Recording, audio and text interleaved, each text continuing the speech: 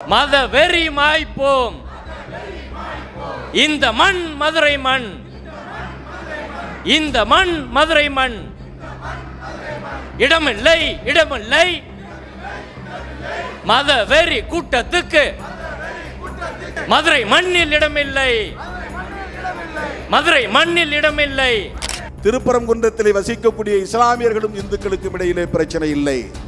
சங் பரிவார்கள் தலையிட்ட பிறகுதான் அங்கே பிரச்சனை வந்தது. சங்கிகளால் தான் அங்கே பிரச்சனை வந்தது. அப்படிப்பட்ட அந்த சக்திகளை மத நல்லிணக்கத்தை பாதுகாப்பதன் மூலம்தான் சட்டம் ஒழுங்கை பாதுகாக்க முடியும் என்பதை புரிந்து கொண்டிருப்பார்கள்.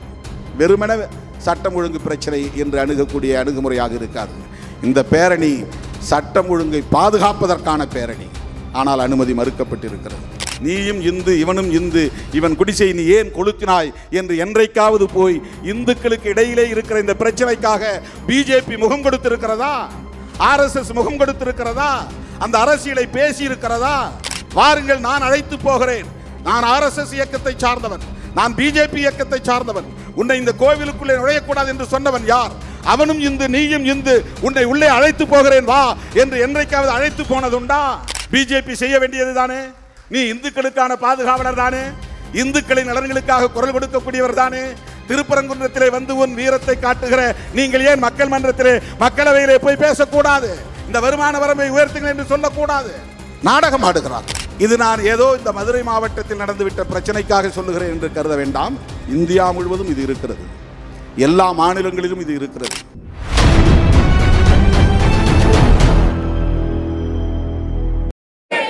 இந்த மண் மதுரை மண், இந்த மண் மதுரை மண். இடமில்லை இடமில்லை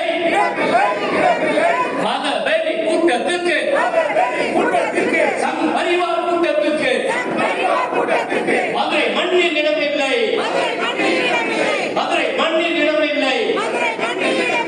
காப்போம் காப்போம் மத நல்லிணக்கம் காப்போம். விடுதலை சிறுத்தைகள் கட்சியின் தலைவர் இந்த நிகழ்ச்சி தொடர்பாக வழக்கறிஞர் ஹென்றி டிபேன் அவர்கள் தோழர் திருமாவளவன் அவர்களிடம் ஃபோனில் கேட்ட உடனே அன்று மாலை மார்த்தாண்டத்தில் நிகழ்ச்சி இருக்குது, சென்னையில் நிகழ்ச்சி இருக்குது, எல்லாவற்றையும் ரத்து செய்துவிட்டு நான் திருவனந்தபுரத்திலிருந்து மார்த்தாண்ட நிகழ்ச்சியை முடித்து நேராக வந்துடுறேன், பாராளுமன்றம் அடுத்த நாள் இருக்கிறது, பரவாயில்லை, ஆனால் இந்த நிகழ்ச்சியை கண்டிப்பாக நடத்த வேண்டும், நான் மட்டுமல்ல கட்சி தோழர்கள் அனைவரும் இதற்கு உறுதுணையாக இருப்பார்கள் என்று நமக்கு மிகப்பெரிய ஊக்கத்தை பேசுனதே அவர்கிட்ட தான். அவர் சரின்னு சொன்ன பிறகு தான் அடுத்த நிகழ்ச்சியை திட்டமிட்டு இந்த அளவுக்கு கொண்டு வந்திருக்கிறோம். எனவே இந்த நிகழ்வில் சிறப்புரையாக விடுதலை சிறுத்தைகள் கட்சியின் தலைவர் நாடாளுமன்ற உறுப்பினர் தோழர் தொல் திருமாவளவன் அவர்களை உரையாற்ற அழைக்கிறேன். என் உயிரின் உயிரான விடுதலை சிறுத்தைகளே, உங்கள் அனைவருக்கும் என்னுடைய பணிவார்ந்த வணக்கத்தை தெரிவித்துக் கொள்கிறேன். காலம் தாழ்ந்து வர நேர்ந்தமைக்கு முதலில் என் வருத்தத்தை தெரிவித்துக் கொள்கிறேன். இதேபோல மத நல்லிணக்க பெருவிழா என்ற ஒரு நிகழ்வில் மார்த்தாண்டத்தில் பங்கேற்று அங்கே உரையாற்றிவிட்டு விடைபெறுவதற்கு பிற்பகல் 3 மணிக்கு மேல் ஆகிவிட்டது. திருவனந்தபுரம் சென்று திருவனந்தபுரத்திலிருந்து மார்த்தாண்டம் பால பிரஜாபதி அடிகளாரும் பங்கேற்ற அந்த நிகழ்வில் நானும் பங்கேற்றேன். அந்த நிகழ்வை முடித்து கொண்டு இங்கே சேர இவ்வளவு காலத்தாழ்வு நேர்ந்து விட்டது. அதற்காக மீண்டும் ஒரு முறை பொறுத்தருள வேண்டும் என கேட்டுக்கொள்கிறேன். இந்த மாநாடு பெரிய அளவில் ஒருங்கிணைக்க பெற்றது. பேரணி மற்றும் மாநாடு என்று திறந்த வெளியில் நடத்துவதாக அண்ணன் ஹென்றி டிபேன் அவர்களும் ஒருங்கிணைப்பாளர்களும் என்னிடத்தில் தெரிவித்தார்கள். ஆனால் காவல்துறை அனுமதி மறுத்துவிட்டது. திருப்பரங்குன்றத்திலே நடத்துவதற்கு கேட்கவில்லை, மதுரை மாநகரத்தில் நடத்துவதற்காகத்தான் அனுமதி கேட்டோம். மதவெறியை தூண்டுவதற்காக கேட்கவில்லை, மத நல்லிணக்கத்திற்காக கோரினோம். ஆனால் காவல்துறை சட்டம் ஒழுங்கு பிரச்சனை என்கிற அடிப்படையில் இதை அணுகி ஒரு நன்முயற்சிக்கு தடையாக இருந்திருக்கிறது. பேரணி நடத்தியிருந்தால் பெரும் தாக்கத்தை ஏற்படுத்தி இருக்க முடியும். திறந்த வெளியிலே இந்த மாநாட்டை நடத்தியிருந்தால் இன்னும் நமக்கு மனநிறைவை தந்திருக்கும், பொதுமக்களின் கவனத்தையும் ஈர்த்திருக்கும். இதை நடத்தக்கூடாது என்று காவல்துறை மற்றும் வருவாய்த்துறை அதிகாரிகள் தடை விதித்திருப்பது அதிர்ச்சி அளிக்கிறது. மத நல்லிணக்கத்தை விரும்புகிற அரசு இங்கே நடக்கிறது. மத நல்லிணக்கத்தை வலியுறுத்தக்கூடிய முதல்வர் இங்கே ஆட்சி பீடத்தில் இருக்கிறார். மத நல்லிணக்கத்தை வலியுறுத்தக்கூடிய கூட்டணி கட்சிகள் திராவிட முன்னேற்றக் கழகத்தோடு இணைந்து பயணிக்கிறோம். அப்படியெல்லாம் இருந்தும் கூட அதிகாரிகள் இந்த மத நல்லிணக்க பேரணிக்கு, மத நல்லிணக்க மாநாட்டுக்கு அனுமதி இல்லை என்று மறுக்கிறார்கள் என்றால் இதை எப்படி நாம் புரிந்து கொள்வது? இதை எப்படி நாம் அணுகுவது? இதை எப்படி நாம் மக்களிடத்திலே எடுத்துரைப்பது என்ற குழப்பம் ஏற்படுகிறது. உண்மையிலேயே முதலமைச்சர் மத நல்லிணக்கத்தை விரும்பக்கூடியவர் என்பதிலே யாருக்கும் மாற்று கருத்து இல்லை. மதவெறி சக்திகளை அனுமதிக்கக்கூடாது என்பதிலே அவருக்கு ஒரு விழுக்காடு கூட மாற்று கருத்து இல்லை என்பதிலும் நமக்கு நம்பிக்கை இருக்கிறது. விடுதலை சிறுத்தைகள், இடதுசாரிகள் போன்ற அரசியல் இயக்கங்கள் திராவிட முன்னேற்றக் கழகத்திற்கு இந்த அடிப்படையில் தான் நல்லாதரவை வழங்கி வருகிறது என்பதும் நாடறிந்த உண்மை, மக்கள் அறிந்த உண்மை. அப்படி இருந்தும் கூட மதுரை மாநகர காவல்துறை, மதுரை மாவட்ட ஆட்சி நிர்வாகம் இந்த பேரணிக்கு, இந்த மாநாட்டுக்கு அனுமதியை மறுத்திருக்கிறார்கள் என்பது மிகுந்த கவலை அளிக்கிறது, அதிர்ச்சி அளிக்கிறது. மாநகர காவல்துறையின் இந்த போக்கை விடுதலை சிறுத்தைகள் கட்சியின் சார்பில் மிக வன்மையாக கண்டிக்கிறோம். நாங்களும் சட்டம் ஒழுங்கை பாதுகாக்கக்கூடியவர்கள்தான். எங்களுக்கும் சமூக பொறுப்பு இருக்கிறது. மதவெறி உணர்வுகளை தூண்டக்கூடியவர்களை எதிர்த்து போராடக்கூடிய நல்லிணக்க சக்திகள் என்கிற முறையிலே இந்த வேதனையை நாங்கள் பகிர்ந்து கொள்கிறோம், பதிவு செய்கிறோம். எங்களை போன்ற சக்திகளை, ஜனநாயக சக்திகளை, நல்லிணக்க சக்திகளை ஊக்கப்படுத்த வேண்டிய பொறுப்பு சட்டம் ஒழுங்கை நிலைநாட்ட வேண்டும் என்பதிலே உண்மையான அக்கறை கொண்ட அதிகாரிகளுக்கு இருக்கிறது என்பதை நான் சுட்டிக்காட்ட விரும்புகிறேன்.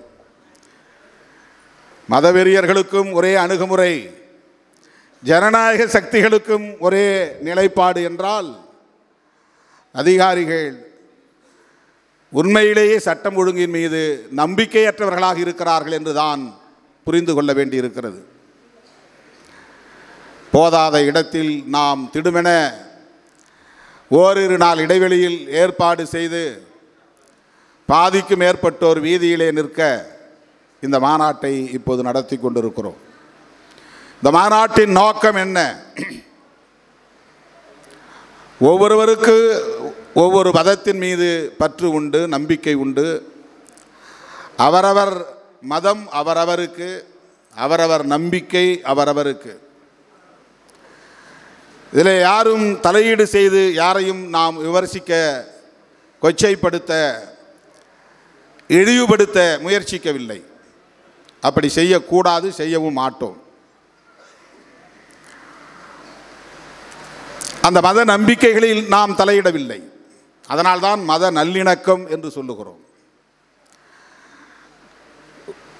அவரவர் நம்பிக்கை அவரவருக்கு என்கிற அடிப்படையில் ஒவ்வொருவரும்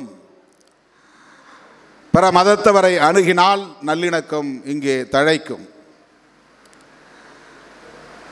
ஆனாலும் இங்கே மதத்தின் பெயரால் வன்முறைகள் எப்படி துளிர் விடுகின்றன? இதை புரிந்து கொள்வதற்காகத்தான், பொதுமக்கள் அறிந்து கொள்வதற்காகத்தான் இந்த மாநாடு. கன்னியாகுமரியிலே மார்த்தாண்டத்திலே நான் பேசுகிற போது சொன்னேன், அங்கே கிறித்தவர்களும் பெரும்பான்மையாக இருக்கிறார்கள், இந்துக்களும் பெரும்பான்மையாக இருக்கிறார்கள். காலம் காலமாக ஒற்றுமையாக வசித்து வருகிறார்கள். ஒரே குடும்பத்திற்குள்ளே தான் கிறித்தவர்களும் இருக்கிறார்கள், இந்துக்களும் இருக்கிறார்கள். மீனாட்சிபுரத்திலும் அப்படித்தான்.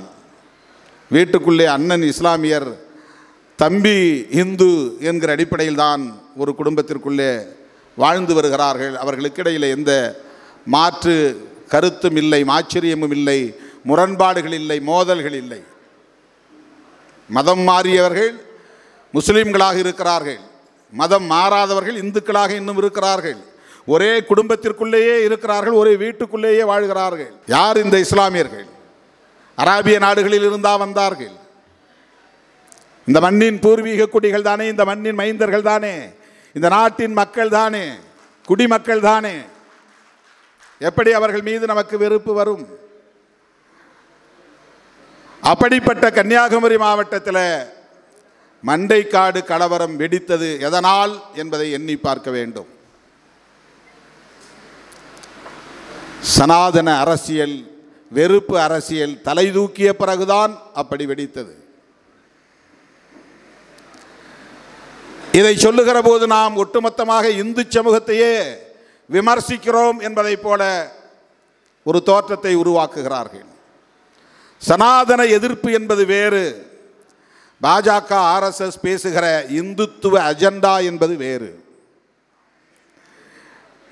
இந்து மதத்தின் மீதான நம்பிக்கை என்பது வேறு. இந்து மத உணர்வாளர்களை பயன்படுத்தி இங்கே சிறுபான்மை மக்களுக்கு எதிரான வன்முறையை தூண்டுகிற சனாதன அரசியல் என்பது வேறு. மதம் மதமாக இருக்க வேண்டும், அரசியல் தலையிடக்கூடாது. இந்து மதத்தை சார்ந்த மடாதிபதிகளும் குருமார்களும் சந்நியாசிகளும் இதை புரிந்து கொண்டு அரசியல் செய்யக்கூடியவர்களை தடுக்க வேண்டும். இந்து மதத்திற்குள்ளே நுழைந்து மதத்தை அரசியலுக்காக பயன்படுத்துகிற அந்த அற்ப செயலை கண்டிக்க வேண்டிய பொறுப்பு இந்து மத தலைவர்களுக்கு இருக்கிறது, மடாதிபதிகளுக்கு இருக்கிறது, குருமார்களுக்கு இருக்கிறது, சந்நியாசிகளுக்கு இருக்கிறது.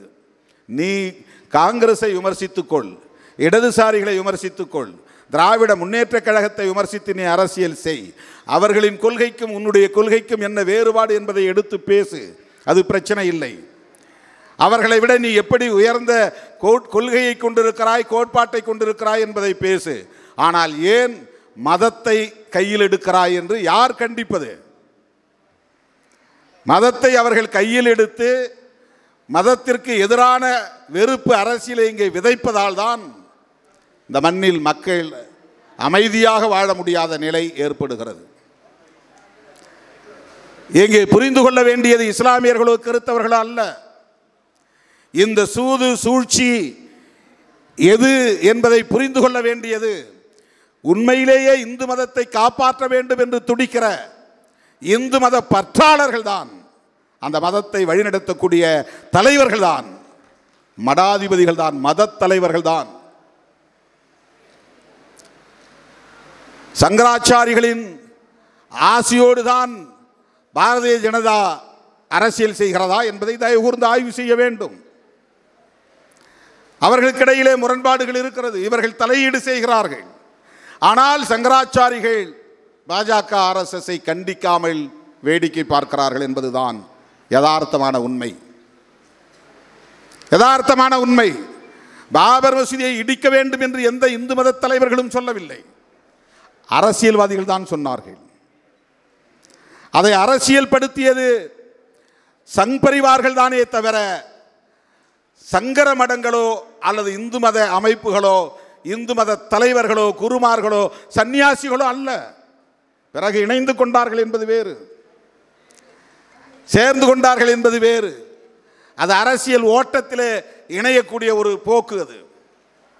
ஆகவே இங்கு தங்களின் அரசியல் ஆதாயத்தை உறுதிப்படுத்திக் கொள்வதற்காக இந்து மதத்தின் மீது நம்பிக்கையுள்ள மக்களிடத்தில் வெறுப்பு அரசியலை விதைக்கிறார்கள். அது அந்நிய மதம், எது கிறிஸ்தவ மதம், இது அந்நிய மதம், எது இஸ்லாம் மதம். இவர்கள் மதமாற்றம் செய்கிறார்கள். கிறிஸ்தவர்களும் இஸ்லாமியர்களும் ஏழை எளிய மக்களுக்கு பொருளுதவி செய்து பண உதவி செய்து மதமாற்றம் செய்கிறார்கள்.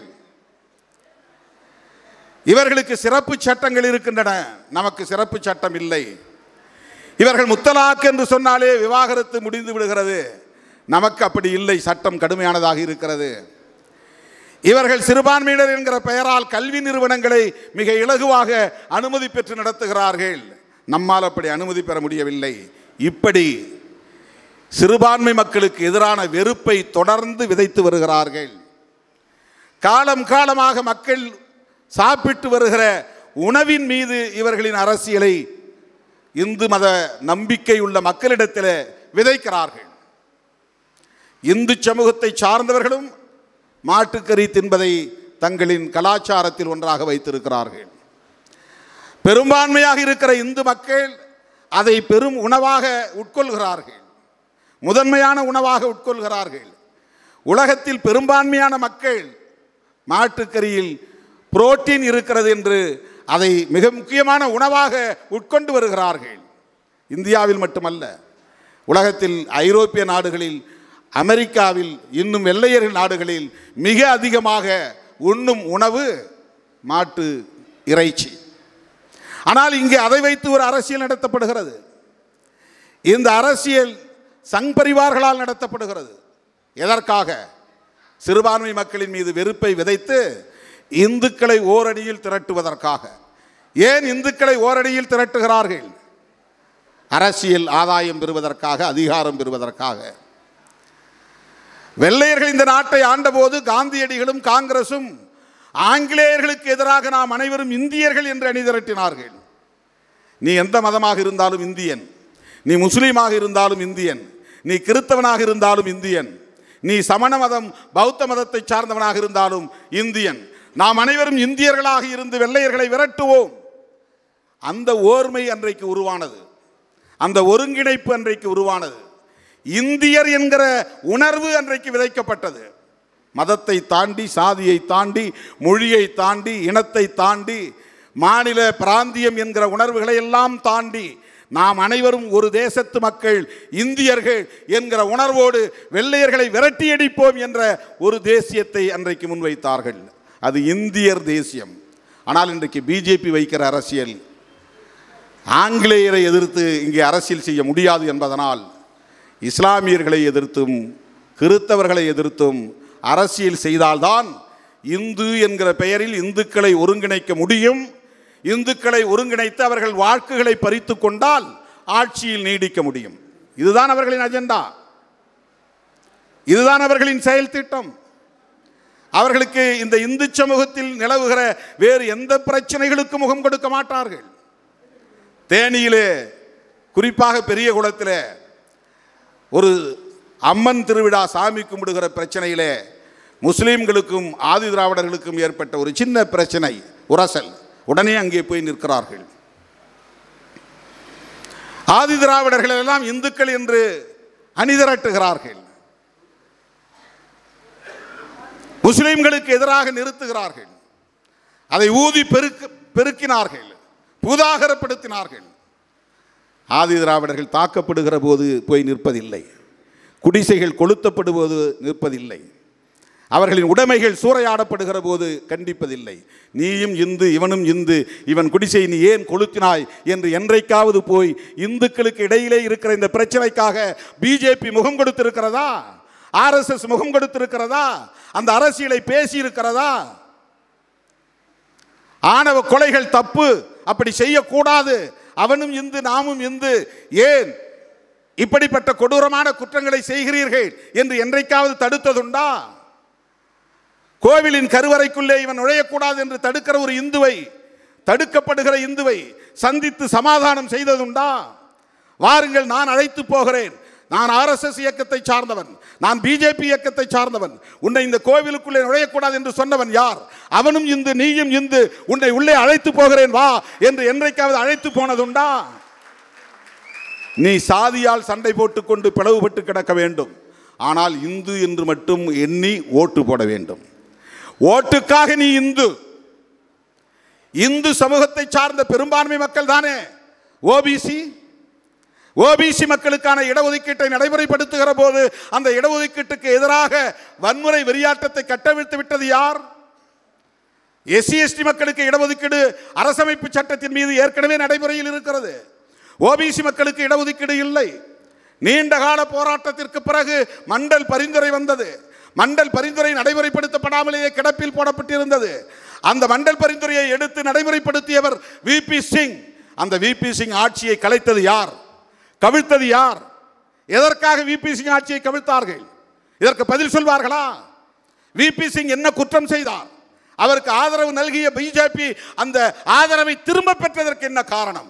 இந்த ஓபிசி தலைவர்களை பார்த்து நான் கேட்கிறேன். சாதியை பிடித்துக் கொண்டு தொங்குகிற தலைவர்களை பார்த்து நான் கேட்கிறேன். ஓபிசி மக்களுக்கு இடஒதுக்கீடு வழங்கிய போது விபி சிங் ஆட்சியை கவிழ்த்த பாரதிய ஜனதாவோடு எப்படி உங்களால் உறவு வைத்துக் கொள்ள முடிகிறது? ஓபிசி மாணவர்கள் அனைவரும் இந்துக்கள் தானே.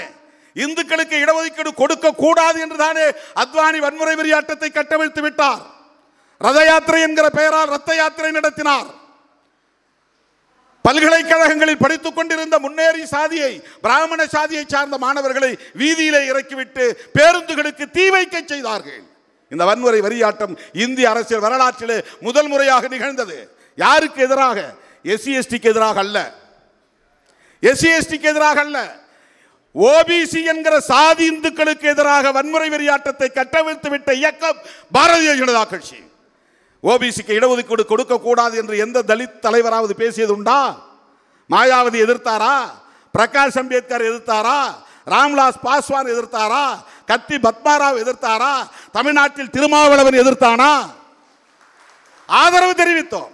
ஆதரவு தெரிவிக்கிறவன் உனக்கு பகைவனாக தெரிகிறான். திருமாவளவன் கொடியேற்றினால் அது கொடியை அறுத்து போடு, இங்கே ஏற்ற விடாதே. அவன் கொடியேற்றினால் நாங்கள் எல்லோரும் கொடிக்கம்பத்தை பிடுங்கி கொண்டு போவோம். அவன் கொடி இங்கே பறக்கக்கூடாது. உன் வீட்டு பிள்ளைகளுக்கு இடஒதுக்கீடு வேண்டும் என்று போராடிய திருமாவளவனின் கொடி உனக்கு பகையா? உன் வீட்டு பிள்ளைகளுக்கு இடஒதுக்கீடு கொடுக்க கூடாது என்று விபி சிங் ஆட்சியை கவிழ்த்த சங் பரிவார் கும்பல் உங்களுக்கு நண்பர்களா? சிந்தித்து பார்க்க வேண்டாமா? இது வெட்கக்கேடு இல்லையா? ஆட்சியை கவிழ்த்ததோடு நின்று விடாமல் அவ்வளவு பெரிய வன்முறை வெறியாட்டத்தை கட்டவிழ்த்து விட்டார்களே. நீ ஆட்சியை கவிழ்ப்பா எனக்கு தெரியும். ஆனாலும் நான் ஓபிசி இடஒதுக்கீட்டை நடைமுறைப்படுத்துவேன் என்று நடைமுறைப்படுத்தி ஆட்சியை பறிகொடுத்தவர் சமூக நீதி காவலர் விபி சிங். அவர் உங்களுக்கு நட்பு சக்தியா?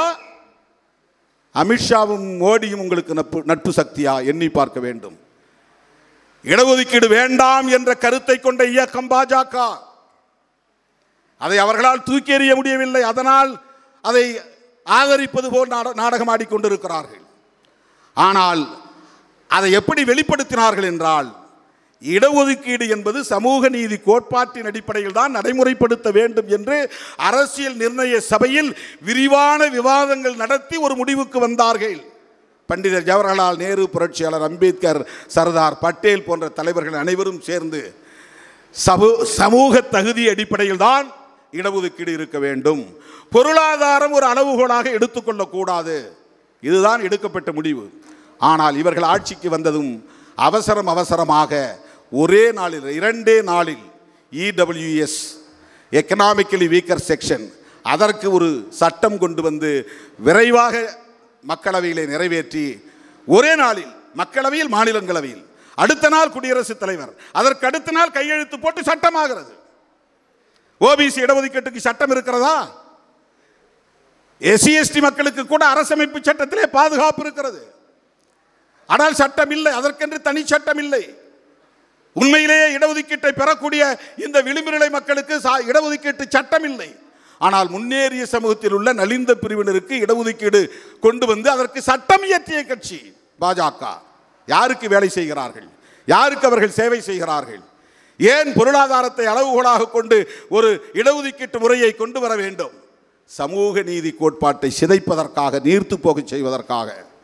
புரட்சியாளர் அம்பேத்கரும், பண்டிதர் ஜவஹர்லால் நேருவும், மகாத்மா காந்தியடிகளும், சர்தார் பட்டேல் போன்றவர்களும் எந்த கொள்கையை, கோட்பாட்டை அடிப்படையாக கொண்டு இடஒதுக்கீட்டை கொண்டு வந்தார்களோ, சமூக நீதியை ஒரு கோட்பாடாக உயர்த்தி பிடித்தார்களோ, அதை பலவீனப்படுத்துவதற்காகத்தான் எக்கனாமிக்கலி வீக்கர் செக்ஷன் என்கிற பெயரில் ஒரு சட்டத்தை கொண்டு வந்தார்கள். இதுபோல ஓபிசி மக்களுக்கு செய்வார்களா? எஸ்சி எஸ்டி மக்களுக்கு செய்வார்களா? வரிந்து கட்டிக்கொண்டு முன்னேறிய சமூகத்தில் பிறந்தவர்களுக்கு, பொருளாதாரத்தில் நலிவடைந்தவர்களுக்கு இடஒதுக்கீடு, அவர்களுக்கு போஸ்ட் மெட்ரிக் ஸ்காலர்ஷிப், வருமான வரம்பு 8 லட்சம் ரூபாய். ஆனால் ஓபிசி மாணவர்களுக்கு 2.5 லட்சம் ரூபாய், எஸ்சி எஸ்டி மாணவர்களுக்கு 2.5 லட்சம் ரூபாய், ஓபிசி மாணவர்களுக்கு 2 லட்சம் ரூபாய். இந்த வருமான வரம்பை உயர்த்த வேண்டும் என்று போராடி மனு கொடுத்திருக்கிற இயக்கம் விடுதலை சிறுத்தைகள் கட்சி. பிஜேபி செய்ய வேண்டியது தானே? நீ இந்துக்களுக்கான பாதுகாவலர் தானே? இந்துக்களின் நலன்களுக்காக குரல் கொடுக்கக்கூடியவர் தானே? திருப்பரங்குன்றத்திலே வந்து உன் வீரத்தை காட்டுகிற நீங்கள் ஏன் மக்கள் மன்றத்திலே, மக்களவையிலே போய் பேசக்கூடாது? இந்த வருமான வரம்பை உயர்த்துங்கள் என்று சொல்லக்கூடாது? நாடகம் ஆடுகிறார்கள். ஓபிசி மக்களை ஏய்க்கிறார்கள். எஸ்சி எஸ்டி மக்களை ஏய்க்க முடியாது. அங்கொன்றும் இங்கொன்றும் சில பேர் பிழைப்புவாதிகள் போய் ஒட்டி கொண்டிருக்கலாம். அகில இந்திய அளவில் இன்றைக்கு காங்கிரஸ் 100 இடங்களில் வெற்றி பெற்றிருக்கிறது என்றால் அதற்கு காரணம் எஸ்சி எஸ்டி மக்களும் மைனாரிட்டிஸும் தான். 100 விழுக்காடு வாக்களித்திருக்கிறார்கள். எவ்வளவுதான் இவர்கள் குட்டிக்கரணம் அடித்தாலும் அகில இந்திய அளவிலே பழங்குடி மக்களும் பட்டியல் சமூக மக்களும் சிறுபான்மை மக்களும் இவர்களை ஒருபோதும் ஏற்றுக்கொள்ள மாட்டார்கள். இந்த அரசியலை ஏற்றுக்கொள்ள மாட்டார்கள். இவர்கள் சமூக நீதிக்கு எதிரானவர்கள், இடஒதுக்கீட்டுக்கு எதிரானவர்கள், மதத்தின் பெயரால் வன்முறை வெறியாட்டத்தை கட்டவிழ்த்து விடக்கூடியவர்கள், பெண்களுக்கு எதிரானவர்கள். இதை புரிந்து கொள்ள வேண்டியது ஓபிசி சமூகத்தை சார்ந்த இந்து மதத்தின் மீது நம்பிக்கையுள்ள பிரிவினர் தான். அதற்காகத்தான் இந்த மாநாடு. இந்த உணர்வுள்ளவர்கள் அதிகார வர்க்கத்திலும் இருக்கிறார்கள் என்பதுதான். இது பல பேருக்கு அதிர்ச்சியாக இருக்கும். போலீஸ் ஒன்று செஞ்சால் அதுக்கு திமுக அரசு தானே காரணமாக இருக்க முடியும், அதுக்கு முதலமைச்சர் தான் காரணமாக இருக்க முடியும் அப்படின்னு நம்ம பொதுவாக பார்ப்போம், மேலோட்டமாக பார்ப்போம். ஒவ்வொரு ஆட்சியிலும் அரசுக்கு ஆதரவாக இருக்கக்கூடிய ஒரு பிரிவும் உண்டு, அரசுக்கு எதிராக செயல்படக்கூடிய அதிகார வர்க்கமும் உண்டு. எந்த ஆட்சி வந்தாலும் இவர்களுடைய சாதுரியமே முதலில் மெத்த படித்தவர்கள், doctor, engineer, IAS, IPS, auditors, writers, cinema பிரபலங்கள், இப்படிப்பட்ட ஆட்களை போய் அடிக்கடி சந்தித்து அவர்களை பிரெயின் வாஷ் செய்து அவர்களை தங்களின் ஆட்களாக மாற்றுவதுதான் ஆர்எஸ்எஸ்னுடைய வேலை.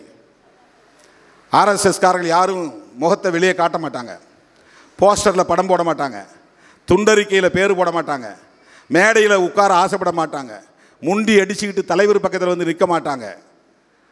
இந்தியா முழுவதும் 13,000க்கு மேற்பட்டவர்கள் திருமணம் செய்யாமலேயே 24 மணி நேரமும் இந்த வேலையை செய்து கொண்டிருக்கிறார்கள்.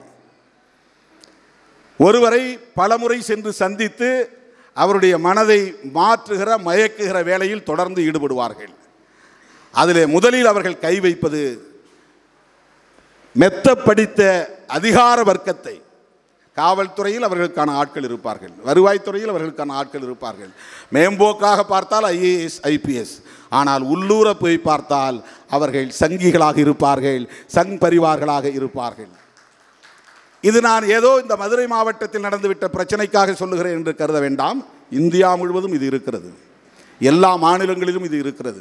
தான் இது போன்ற பேரணி மாநாடுகளுக்கு கூட அவர்களால் அனுமதி தர முடியவில்லை. சமூக நீதி கோட்பாட்டின் மீது நம்பிக்கை உள்ளவர்கள் இருந்திருந்தால் சட்டம் ஒழுங்கை பாதுகாக்க வேண்டும் என்கிற பொறுப்புணர்வையும் தாண்டி மத நல்லிணக்கத்தை பாதுகாப்பதன் மூலம்தான் சட்டம் ஒழுங்கை பாதுகாக்க முடியும் என்பதை புரிந்து கொண்டிருப்பார்கள். வெறுமன சட்டம் ஒழுங்கு பிரச்சனை என்று அணுகக்கூடிய அணுகுமுறையாக இருக்காது. இந்த பேரணி சட்டம் ஒழுங்கை பாதுகாப்பதற்கான பேரணி, ஆனால் அனுமதி மறுக்கப்பட்டிருக்கிறது. எனவே நான் பேசுவது இங்கே கூடியிருக்கிற ஜனநாயக சக்திகளுக்காக அல்ல, முற்போக்கு சிந்தனை உள்ளவர்களுக்காக அல்ல, இஸ்லாமியர் கிறிஸ்தவர்களுக்காக அல்ல, இந்து மதத்தின் மீது நம்பிக்கை உள்ள, இந்து கடவுள்களை வழிபடக்கூடிய சாதாரணமான உழைக்கிற ஏழை எளிய மக்களுக்கு சொல்ல விரும்புகிறோம். உங்கள் உணர்வுகளை மதிக்கிறோம், உங்கள் நம்பிக்கைகளை மதிக்கிறோம், அது வேறு. ஆனால் உங்கள் உணர்வுகளையும் நம்பிக்கைகளையும் பயன்படுத்தி அரசியல் செய்யக்கூடிய சங் பரிவார்களை நீங்கள் புரிந்து கொள்ளுங்கள்.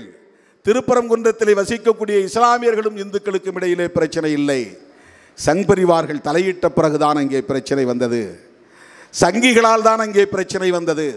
அப்படிப்பட்ட அந்த சக்திகளை புரிந்து கொள்வதன் மூலம்தான் இந்தியா முழுவதும் நம்மால் மத நல்லிணக்கத்தை நிலைநாட்ட முடியும் என்பதை சொல்லி இந்த வாய்ப்புக்கு நன்றி கூறி என்றென்றும் நீங்கள் எடுக்கிற அத்துணை முயற்சிகளுக்கும் விடுதலை சிறுத்தைகள் கட்சி உற்ற துணையாக இருக்கும் என்பதை சுட்டிக்காட்டி விடைபெறுகிறேன். நன்றி, வணக்கம். மேடையிலே கரங்கள் கோர்த்து எல்லா மதத்தை சேர்ந்தோரும் மதச்சார்பற்ற ஜனநாயக சக்திகளும் ஒன்றாக இருக்கிறோம் என்பதை உணர்த்தும் விதமாக ஒரு ஒற்றுமை சங்கிலி கரங்கள் கோர்த்து மேலே உயர்த்தி காப்போம் காப்போம் மத நல்லிணக்கம் காப்போம், மாய்ப்போம் மாய்ப்போம் மத வெறி மாய்ப்போம். இந்த மண் மதுரை மண், இந்த மண் மதுரை மண். இடமில்லை இடமில்லை மத வெறி கூட்டத்துக்கு, சங் பரிவார் கூட்டத்துக்கு மதுரை மண்ணில் இடமில்லை, மதுரை மண்ணில் இடமில்லை. காப்போம் காப்போம் மத நல்லிணக்கம் காப்போம். நன்றி. அடுத்து